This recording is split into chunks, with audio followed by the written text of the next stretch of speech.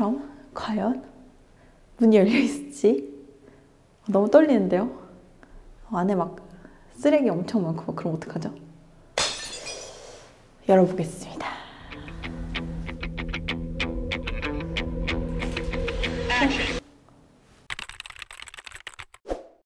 안녕하세요. 오늘도 부동산 경매는 맑음입니다. 여러분, 부동산 경매가 왜 어렵다고 생각하세요? 가장 대표적으로 얘기하시는 이유를 한 3가지만 들어볼게요. 첫 번째, 권리 분석이 어렵다. 두 번째, 명도가 무섭다. 세 번째, 낙찰받고 명도하기 전까지 내부를 볼 수가 없어서 안에가 어떤 상태인지 파악할 수가 없다. 이게 대표적으로 경매가 무섭다라고 생각하시는 이유인데요. 그러면 만약에 이 모든 3가지 문제가 해결된 물건이 있으면 여러분들도 쉽게 투자를 하실 수가 있겠죠. 오늘은요, 2번째 문제였던 명도와 3번째 문제였던 안의 상태를 볼 수 없다라는 문제가 해결된 경매 물건이 있습니다. 그러면 1번 문제인 권리 분석만 제가 해결해 드린다면 누구나 입찰을 하실 수가 있겠죠. 이 물건은 등기부상 낙찰자한테 인수되는 권리가 없습니다. 초보라도 누구나 입찰을 할 수가 있는 물건인데요. 심지어 2번째인 명도도 걱정할 필요가 없습니다. 안에 점유자가 없거든요. 그리고 3번째, 내부 확인도 가능합니다. 일반 매매 같은 경우에는 우리가 안에 내부를 확인하고 거래를 하는 경우가 대부분이죠. 그런데 경매는 아무래도 경매로 진행이 되다 보니까 안에 있는 임차인이나 아니면 점유자가 소유자인 경우에는 내부를 확인하기가 어렵습니다. 가끔 운이 좋으면 감정평가사가 감정을 나갔을 때 현장을 점유하고 있는 점유자의 허락을 받아서 사진을 촬영해가지고 감정평가사에 올려주는 경우도 있지만 대부분의 경우에는 임장을 간다고 해서 내부를 확인할 수 있는 사례가 거의 없다고 보시면 됩니다. 그래서 많은 분들이 낙찰 받아놨는데 안에 막 물이 막 누수 때문에 흥건하지는 않을까, 안에 쓰레기를 막 투척해 놓고 도망가진 않았을까, 심한 경우에는 혹시 이 집에서 나쁜 일이 일어나진 않았을까 라는 걱정을 하게 되시는데요. 이 물건에 제가 온 이유는요, 감정평가사가 감정을 나갔을 때 이 문이 열려 있었습니다. 그래서 내부 사진이 다 촬영이 되어 있었어요. 그리고 코멘트에도 이 물건은 공실이며 문이 개방되어 있었습니다 라는 내역이 있었습니다. 그러면 내가 입찰하기 전에 실제로 안에 있는 물건의 상태를 점검을 하고 대충 수리비가 얼마 정도 들 건지 아니면 전세를 얼마 정도 맞출 수 있을지를 미리 계산을 하고 입찰을 할 수가 있겠죠. 이런 물건은 여러분들한테 보여드리면 좋을 것 같아서 제가 오늘 영상을 찍으러 나왔습니다. 지금 제 뒤에 있는 물건인데요. 앞으로 보면은 만월산으로 접근하는 진출입로가 바로 있어서 공기도 되게 좋고요. 이 물건이 노후 빌라가 밀집되어 있는 구역에 있어요. 그래서 지금 보시면 주차 공간이 부족하기 때문에 도로마다 다 차를 세워놨는데요. 이 물건은 바로 앞에 공영 주차장이 있습니다. 이것도 굉장한 장점이거든요. 그럼 한번 오늘의 물건 보러 가보시겠습니다.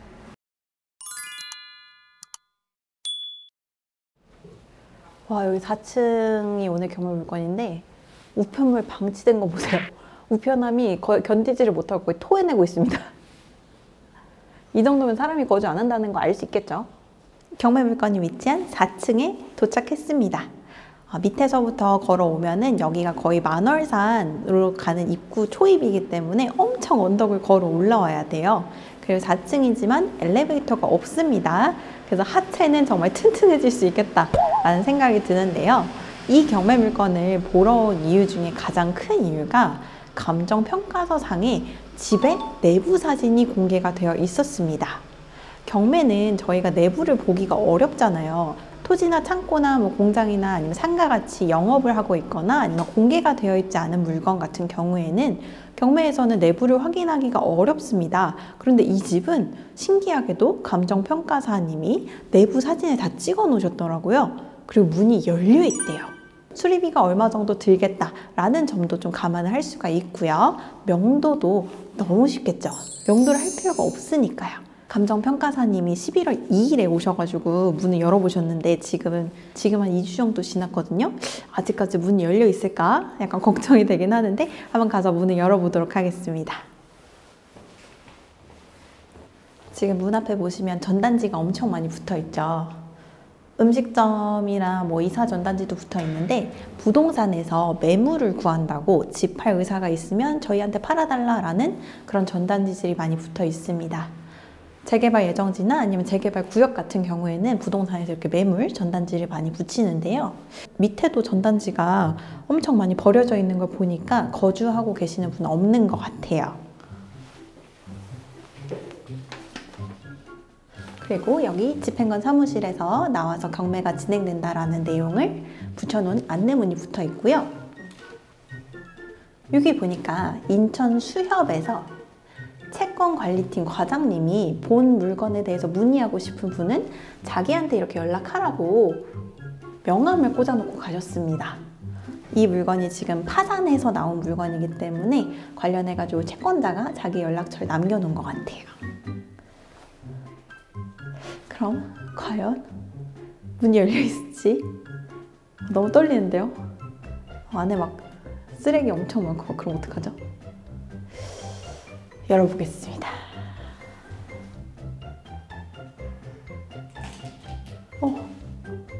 문 열려 있어요.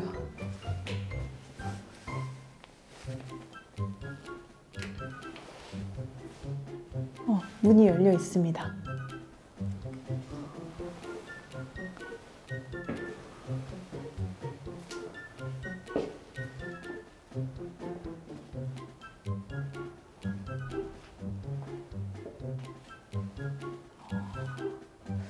아무도 안 계시는 것 같아요. 지금 건전지가 막 뜯겨 있거든요. 아마 도어락 교체해가지고 잠그려고 했던 것 같은데 도어락 자체가 고장이 나서 문이 안 잠기고 있는 것 같아요. 감정성 평가자분이 감정을 오셨을 때도 문이 열려 있어서 현황을 좀 찍으셨다라는 내용이 있었거든요. 다행히 지금도 문이 열려 있습니다. 지금 와서 보니까 방은 2개, 화장실 하나, 그리고 여기 다용도실은 문을 뜯어놨네요. 트여놓은 상태고. 한번 안을 좀 볼까요?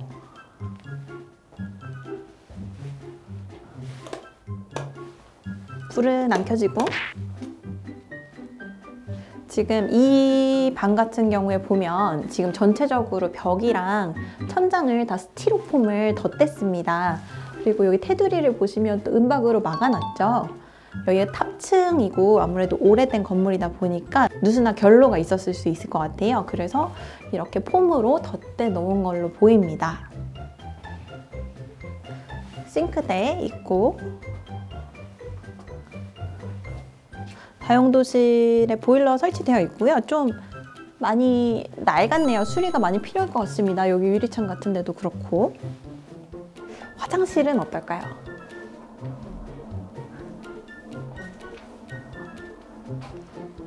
지금 화장실도 보니까 화장실에도 이렇게 폼을 다 붙여 놓으셨어요. 아무래도 뭔가 물이 새거나 누수가 있는 것 같습니다. 그렇게 추정이 되고요.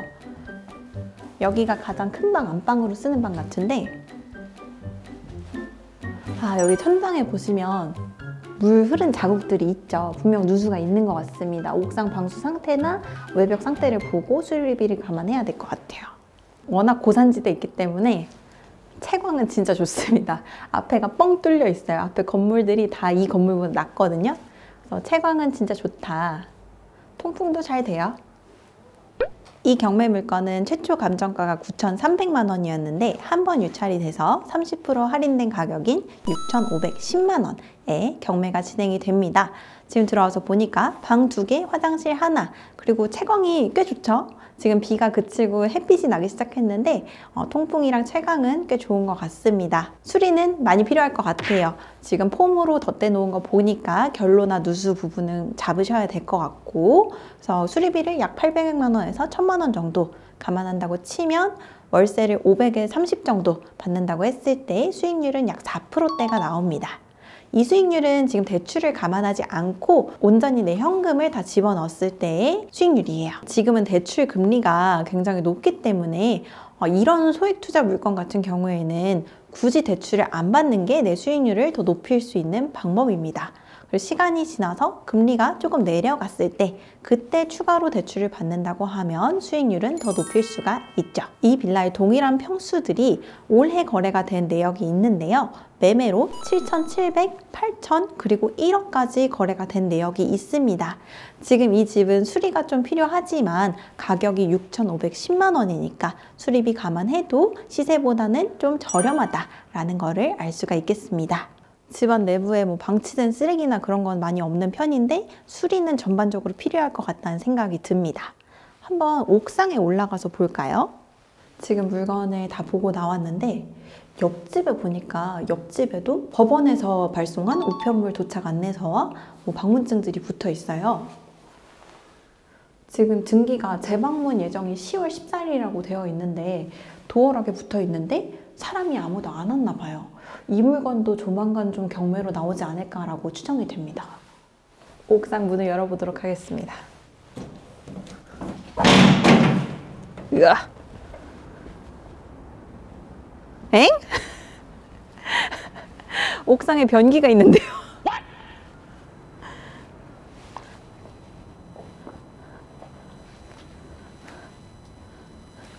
옥상에 왜 변기가 있죠? 아, 여기 뒤에 만월산을 감상하면서 큰일을 보려고 하시는 걸까요? 와, 지금 옥상 상태를 보니까 방수를 한 지가 좀 됐어요. 그래가지고 방수가 지금 다 일어났습니다. 보시면 초록색 페인트 칠한 게 다 일어났죠. 이런 거는 방수를 하려고 하면은 손상된 부분을 다 갈아내고 처음부터 다시 방수를 해야 됩니다.